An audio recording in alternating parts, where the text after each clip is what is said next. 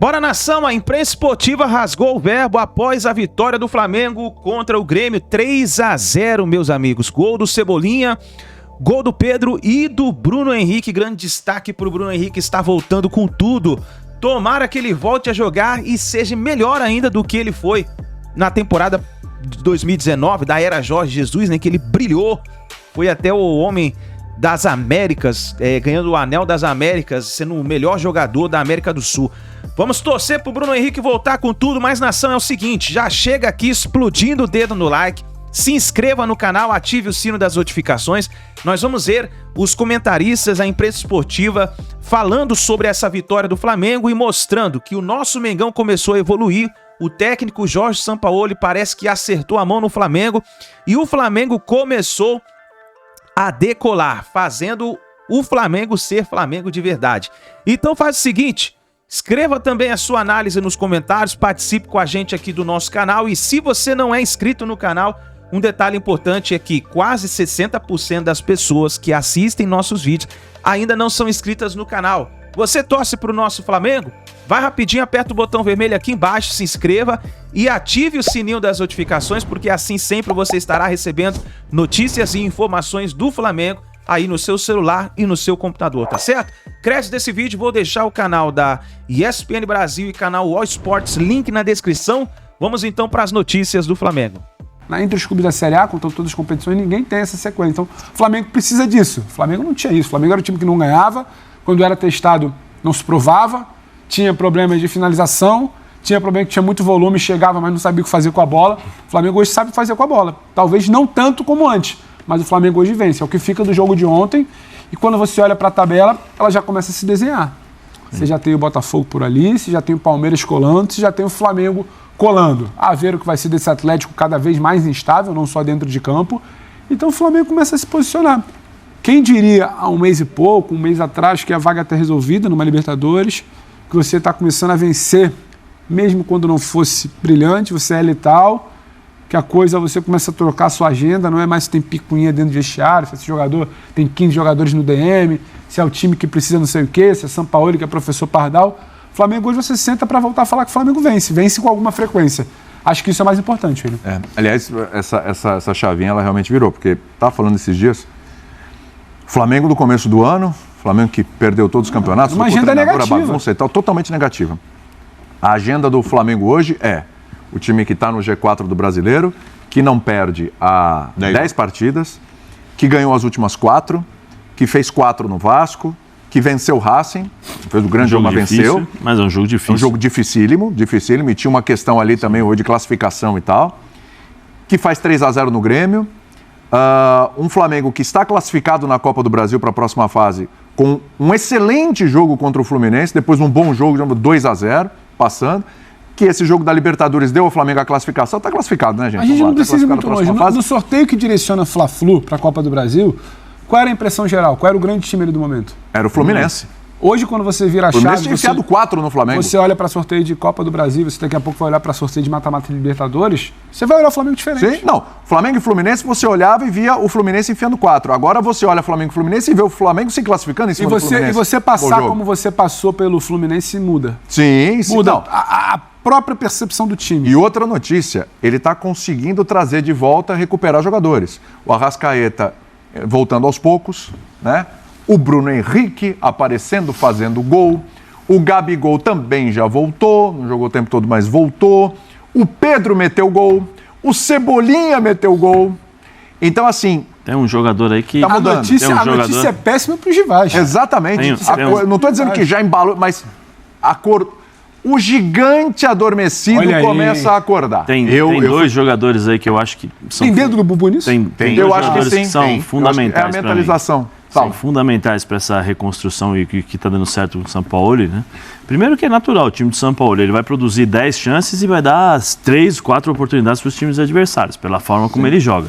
Isso é fato, né? Agora, o que está jogando Pulgar entrou no meio-campo do Flamengo e acertou o meio-campo. Para mim é o eixo. Porque antes do Pulgar, o Thiago Maia não sabia onde corria. Thiago Maia ia para um lado, ia para o outro, ia para um lado, ia para o outro. Agora não, Thiago Maia já sabe onde corre, Pulgar já é uma referência ali, então você dá as coordenadas pro cara que joga ao lado, né?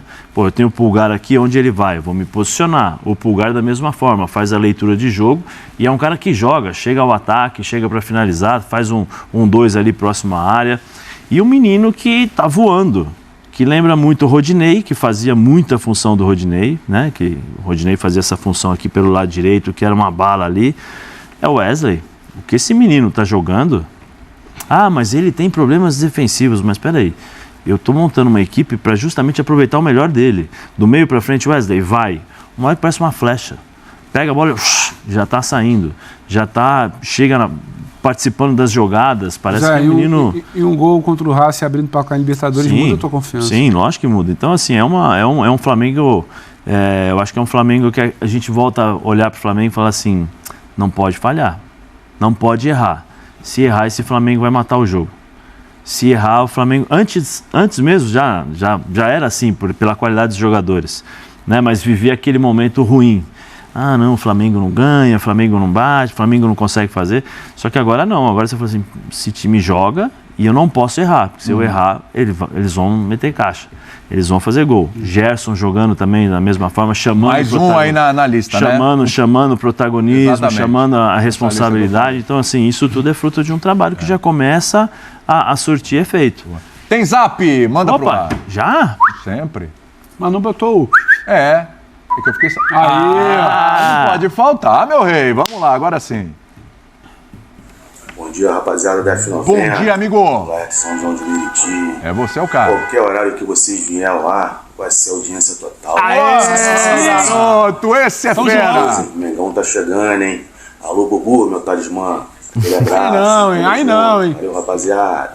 Os caras acreditam mesmo nisso. Então, é bom eu falar sobre que isso. assim, coincidência ou não, né, o time cresceu depois que o Bubu se declarou. Aliás, foi o Fã Esportes, né? Falou que isso era o talismã. Então, é uma coincidência. Deixa eu falar. Mas é o que eu falo, rapidinho, pra mentira não ser repetida várias vezes, virar verdade. Coincidência ou não, ele se identificou vascaíno, deu o que deu. Não, minha Se identificou tricolor, deu o que deu. Foi pra Copa do Brasil, se identificar botafoguense. Eu nunca me identifiquei vascaíno aqui. A minha filha que é vascaína. Aí tu vai empurrar na tua filha ainda. Minha filha que é vascaína. Eu não sei porque ela virou vascaína, eu sei. Eu já contei aqui a história. Mas tá Não precisa bom. contar de novo, não. Vai lá. Primeiro é o eu vou seguinte, dizer o que você tava vai falando. ter que ali. cumprir. Eu Vai. identifico o sentimento torcedor. O torcedor do Flamengo tinha uma pulga atrás da orelha. Agora tem um pulgar em campo. Agora o São Paulo chegou e colocou um pulgar atrás da orelha do torcedor rubro-negro. O que acontece? Eu lembro de uma derrota do Flamengo com o Sampaoli e eu fui aqui nesta mesa o advogado dele. Lembra quando eu assumi? Vou ser o advogado. Pessoal malhando, descendo a lenha no Sampaoli. Nessa que mesa? Nessa mesa aqui. Essa é a mesa desse Essa mesa não. Olha você querendo Acho que trazer. você tá Eu com... acho que Pô, você mas todo tá mundo contra mim? Deve ter tomado uma aguinha aqui, ô Samurai. Ô Caspião, quem você Nunca me colocou assumi naquela água vascaíno. ali? Não. Aliás, nunca Aqui ninguém não. nessa mesa se assumiu vascaíno. Não. Nunca ninguém. Não. O cara me acusou de... Nessa mesa que a gente Ele quer me jogar contra a nação. O que a gente mais fez foi justamente elogiar o... Então, mas no momento difícil da chegada de São Paulo e tal, confusão, bababá, eu defendi como advogado. Eu falei assim, sou um advogado do São Paulo. Deixa... Ô, Samurai, Deixa o Sampa trabalhar. Falei, deixa o Sampa trabalhar. Aí, teve 29 dias seguidos de trabalho. Teve gente que pode ter ficado de biquinho, pô, mas não sei o quê. Ele tá trabalhando. A intensidade, que é a palavra que o Pedro Ivo trouxe ao futebol brasileiro, e que os técnicos agora copiam, ficou falando Você aí. não vira advogado do Dorival, já que a situação é parecida, assim. Porque eu só pego o caso... Eu acredito. Você não acredita Eu no não vou caso sair do Dorival? defendendo todo mundo, entendeu? Pô, defender o São Paulo com esse ele é bom, hein? É uma característica... Vai defender o Barbieri. Eu costumo defender quando o cara tá em baixa. Eu costumo defender... Então defende o Barbieri agora. Então, por exemplo, eu defendi o Mourinho. O Mourinho, o pessoal falando, tá ultrapassado. O Ancelotti, tá ultrapassado. Você defendeu o Ancelotti, o Mourinho, não? Naquela água Mourinho ali. precisa muito de defesa. Mas o pessoal, não, tá ultrapassado, não sei o quê. Então, eu defendo normalmente os... Olha aqui, esse papo de calar o crítico é uma das coisas mais bizarras da nossa imprensa. O cara cala o crítico numa rodada e abre a boca de todos os críticos na outra, né? É verdade. Essa história está longe de ser definitiva. A campanha do Flamengo nos últimos jogos, em termos de resultados, é muito boa. Agora, o time é uma montanha-russa de emoções, né? O jogo de ontem, se o Renato fosse o treinador do Flamengo, estava todo mundo hoje dizendo, trocação, olha aí, esse time não tem tática, faz ataque e atacar. Tá bom, foi o que aconteceu ontem. O Grêmio concluiu 25 bolas em direção ao gol do Flamengo. O Flamengo concluiu 10. Dos 25 chutes, 10 do Grêmio foram no alvo. Do Flamengo foram 4. Agora, é aquela velha história do futebol. Quem não faz, leva. Dos 4 que o Flamengo concluiu, 3 foram no fundo da rede. Então, eu concordo com tudo que o Juca e o Trajano falaram. Foi um jogo alucinado, com um placar absolutamente mentiroso. Mas isso tudo, para mim, perde a importância quando eu vejo o gol do Bruno Henrique, né? Engraçado que quando o Bruno Henrique entrou, eu até tuitei, eu digo, puxa, que legal seria ver um gol do Bruno Henrique hoje. E ele entrou com uma fome absoluta, né? Antes de fazer o gol de cabeça, ele já tinha concluído 2 vezes a gol. E as 2 para fora, é verdade. Mas mostrava uma luta, uma briga, entendeu? Roubava a bola dos backs adversários. Olha, o Bruno Henrique, a verdade é a seguinte, o Bruno Henrique, se conseguir se recuperar, ele será o melhor reforço do ano para o Flamengo. Não tem papo de Dela Cruz, de Luiz Araújo, de Rossi, de Alain. Se o Bruno Henrique se recuperar, realmente será um baita reforço. Porque o Bruno Henrique joga demais, né? O Bruno Henrique é um jogador histórico já do Flamengo. O Bruno Henrique é um jogador que a torcida do Flamengo ama de paixão, com razão. E ele é uma figura toda especial, né? A entrevista dele depois do jogo foi uma coisa emocionante. Dizer que ele não sabia o que dizer para os filhos quando ele não era escalado, quando ele ficava só no banco, quando não era nem relacionado. Os meninos perguntavam a ele, papai, por que você não joga? E ele ficava sem saber o que dizer. Então, tudo isso ele lembrou, além da dor, da contusão, do período bravo, quase um ano no estaleiro, fazendo fisioterapia, tudo isso ele lembrou depois do jogo e emocionou toda a torcida do Flamengo. Eu tenho certeza que a torcida do Flamengo foi para casa mais satisfeita com o gol do Bruno Henrique do que com a própria vitória. Claro, a vitória é importante? O Flamengo jogou razoavelmente bem? Jogou. Mas não dá para dizer que ele fez uma grande exibição quando ele concede 25 finalizações ao adversário. Algumas delas, como bem ressaltou o Trajano, não entraram por sorte. A bola do Luizito Soares é o maior exemplo.